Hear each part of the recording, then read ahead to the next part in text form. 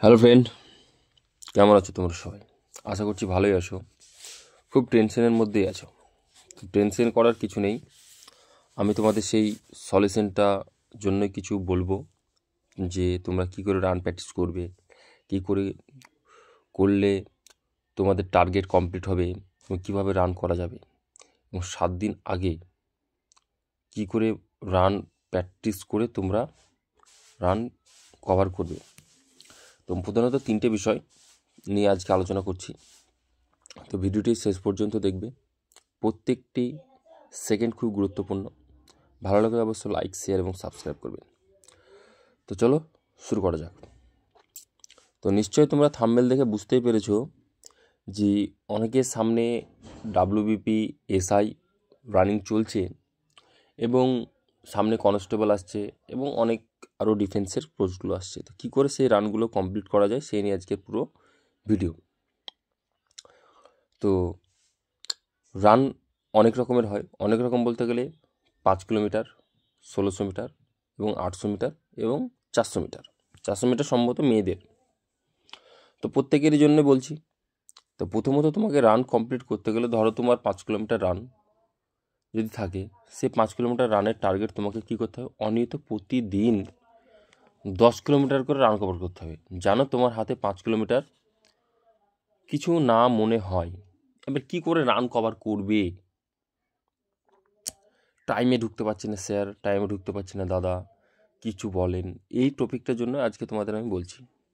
টাইমে যদি ঢুকতে না পারো, তাহলে সেক্ষেত্রে ধরো তুমি 10 কিলোমিটার ডেলি প্র্যাকটিস করে, 10 কিলোমিটার তোমার যদি লাগে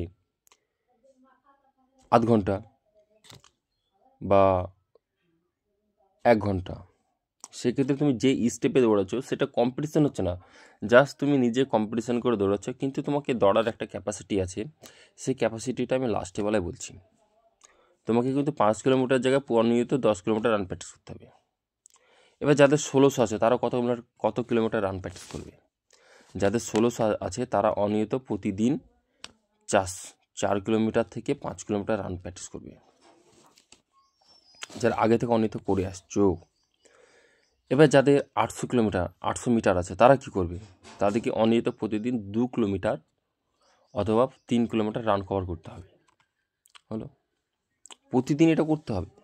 এবার রান তো আমি দাদা অনিয়মিত প্রতিদিন করে যাচ্ছি, আপনারা যেটা বলছেন, আপনি যেটা বললেন সেটা তো আমি করি, আমি এটা অলরেডি জানি। আরে বাবা, তোমরা জানো, আমিও জানি, সবাই জানে যে রান মাঠে গেলে যে রান করতে হবে, এরকম করে করলে রান পাস হয়, এটা হয় না, এটা বেসিক না।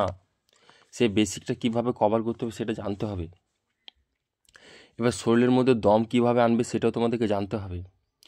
তুমি যদি ধরো তোমার একটা 500 মিটার ট্র্যাক আছে, 500 মিটার ট্র্যাকে তোমাকে 500 মিটার দৌড়াবে, মাঝে 2বার ড্রিপস অথবা ডন মারবে।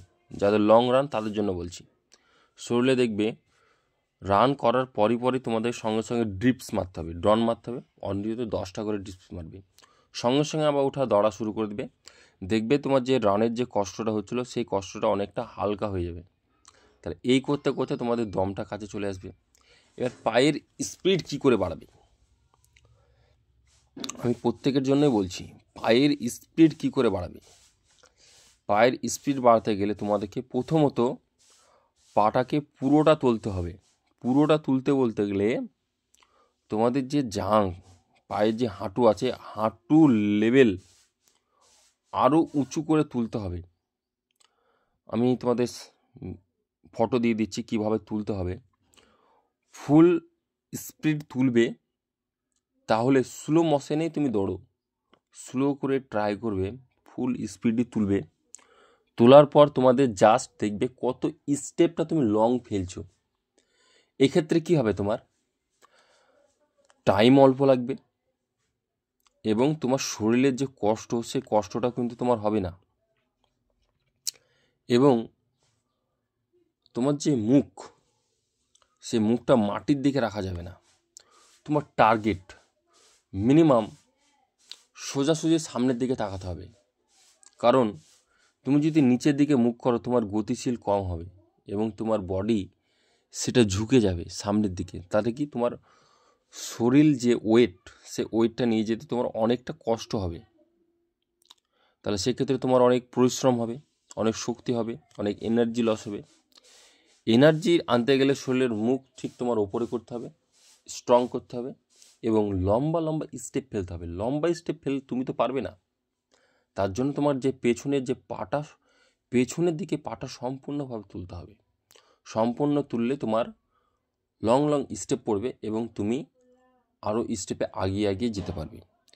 এরকম করলে রান অনিয়ত যে কেউ, আমি 100-তে 90% বলতে পারি, বলে না 100-তে 90% পাস করে যাবে, আমি 100-তে 100% দিচ্ছি, অনিয়ত তুমি পাস করে যাবে। যে প্রসেসটা বললাম, ফুল স্টেপ তুলতে হবে। 7 দিন আগে যাদের মাঠ, তারা কি করে পাস করবে? অনিয়ত তুমি প্রতিদিন 1600 মিটার মাঠ তুমি 3 কিলোমিটার মারো, লাস্ট এক পাক তুমি অনিয়ত পাটাকে তুলে তুলে মারো। কষ্ট হবে 1 দিন 2 দিন, তারপরে কিন্তু ঠিক হয়ে যাবে। আমি তোমার রান আছে পরশু দিনকে, তুমি আজকে স্টেপ মেরে দেখো, অনিয়ত তোমার অনেক টাইম কম লাগবে, অনেক টাইম কম লাগবে। এত টাইম কম লাগবে বুঝতে পারবে না, এবং তোমার শরীরে অনেক আরাম পাবে, অনেক ফাস্ট দৌড়াবে এবং তোমার যে মাংসপেশি সেটা একটু টাইট হবে। তার জন্য তোমাকে ভলিনি স্প্রে ব্যবহার করতে হবে, যেন সেটাকে নরম করতে হবে এবং সর্ষের তেল মাখতে হবে। এবং যেখানটা তোমার ব্যথা করবে ধরার পর সেখানে উঠেই হালকা জগিং করে নেবে এবং তারপরে ওখানে হালকা করে সর্ষের তেল মালিশ করবে। দেখবে সে জায়গাটা অনেকটা নরম হবে, যে জায়গাটা তোমার টান ধরে রাখে সেই জায়গাটা দেখবা অনেকটা নরম হয়ে যাবে এবং তোমার যে দৌড়ার ক্যাপাসিটিটা দেখবে অনেক বেড়ে যাবে। তো এই ছিল আজকের পুরো প্রসেস, রানের স্টেপ, এবং তোমাদেরকে আমি ডেমো করেও দেখাবো। আজকে মুখে বললাম, ভিডিও দেখালাম না। তো ফুল স্টেপ রান অত সহজ না, এবং যারা রানের ক্যাটাগরি স্টেপ বুঝে খুবই সহজ। তো ভিডিওটি অবশ্যই ভালো লাগলে লাইক, শেয়ার এবং সাবস্ক্রাইব করবেন এবং সঙ্গে থাকবেন এবং অল নোটিফিকেশানটা অন করবেন। জয় হিন্দ।